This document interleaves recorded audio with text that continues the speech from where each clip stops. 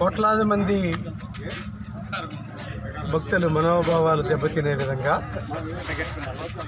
ఈ లడ్డూ ప్రసాదం మీద చేసినటువంటి తప్పుడు ఆరోపణలు. ఈ లడ్డూ ప్రసాదంలో జంతువుల కొవ్వు కలిసిందని చెప్పి చంద్రబాబు నాయుడు, పవన్ కళ్యాణ్ గారు ఇద్దరు కూడా అనేక రకాలుగా తప్పుడు ఆరోపణలు, భక్తులు మనోభావాలు దెబ్బతినే విధంగా ప్రసాదాన్ని సైతం పుట్టేటువంటి పరిస్థితి లేకుండా అటువంటి పరిస్థితి కల్పించినటువంటి వారు చేసినటువంటి తప్పుడు ఆరోపణలు ఈ సిఐడి నుంచి ఏదో రిపోర్టులు చేపిద్దామని చెప్పి వాళ్ళు ప్రయత్నం చేసినప్పటికీ కూడా కోర్టు కల్పించుకొని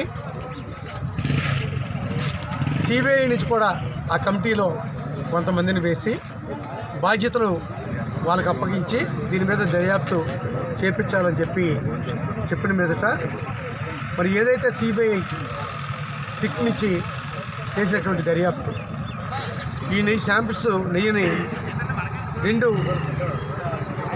సంస్థలకు పంపించి టెస్ట్ చేపిస్తే ఆ నెయ్యిలో ఎక్కడా కూడా జంతువుల తాలూకు కొవ్వు కలవలేదని చెప్పి వాళ్ళు సర్టిఫై చేయడం జరిగింది. ఈ సర్టిఫై చేసిన తర్వాత మరి వారు చేసినటువంటిది చంద్రబాబు నాయుడు కానీ, పవన్ కళ్యాణ్ కానీ, వాళ్ళ పార్టీ పెద్దలు కానీ అనేక రకాల దోషాలు చేసేటప్పుడు తప్పుడు మాటలు, తప్పుడు ఆరోపణలు చేసిన అవన్నీ కూడా అవాస్తవం అని చెప్పి తేలిన మీదట ఈరోజు రాష్ట్ర వ్యాప్తంగా ఉన్నటువంటి 175 నియోజకవర్గాల హెడ్ క్వార్టర్స్లో ఉన్నటువంటి దేవాలయాలకు వెళ్ళి ఈ కూటమి నాయకులు చేసినటువంటి తప్పుడు ఆరోపణల మీద భగవంతుడు వాళ్ళకి బుద్ధి చెప్పాలని చెప్పి చేసినటువంటి ఆరోపణలన్నీ కూడా తప్పని తేలింది. కాబట్టి ఎక్కడ కూడా జంతువుల కొవ్వు కలవలేదనేటువంటి విషయాన్ని ఈరోజు ఆ సిబిఐ మరి రిపోర్ట్స్ అన్నీ కూడా బయటపడ్డాయి. కాబట్టి తక్షణమే వాళ్ళ పదవులకి తప్పుడు ఆరోపణలు చేసినటువంటి, ఎందుకంటే కోట్లాది మంది భక్తుల తాలూకు మనోభావాలు, కోట్లాది మంది భక్తులు వెంకన్న స్వామి దర్శనం చేసుకొని ప్రసాదాన్ని పవిత్రంగా భావించి తీసుకునేటువంటి ప్రసాదం మీద తప్పుడు ఆరోపణలు చేశారు. కాబట్టి వాళ్ళు తగిన బుద్ధి చెప్పాలని చెప్పి వెంకన్న స్వామికి పూజలు చేయడమే కాకుండా ఈరోజు చంద్రబాబు నాయుడు, పవన్ కళ్యాణ్ గారు ఇద్దరు కూడా తిరుపతి వెళ్ళి నీ ప్రసాదంలో కోట్లాది మంది భక్తులు పవిత్రంగా భావించేటువంటి లడ్డూ ప్రసాదం మీద తప్పుడు మాటలు మేము మాట్లాడాం కాబట్టి మమ్మల్ని క్షమించండి అని చెప్పి ఇద్దరు కూడా గుండు కొట్టించుకొని వస్తే బాగుంటుంది.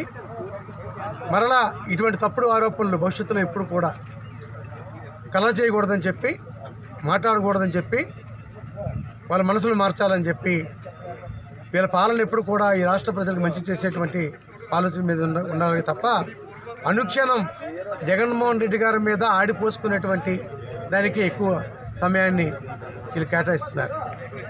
జగన్మోహన్ రెడ్డి గారు ఈరోజు మీరు ఈ రాష్ట్రంలో అధికారం వచ్చి ఉండొచ్చేమో, కానీ జగన్మోహన్ రెడ్డి గారి పాలనకి ఇప్పుడున్నటువంటి మీ పాలనకి ఎంత వ్యత్యాసం ఉందో ఇప్పటికే ఈ రాష్ట్ర ప్రజలు గ్రహించారు. మీరు మోసాలు మాట్లాడారు.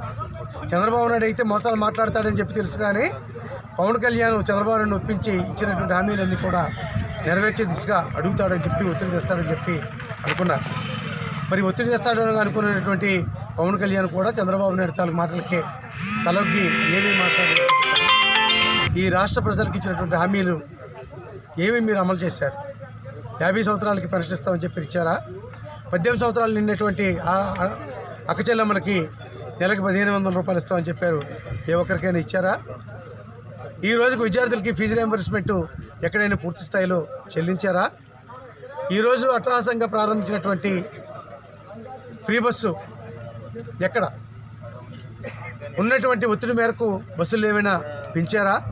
ఉన్న బస్సుల్ని తగ్గి ఓకే.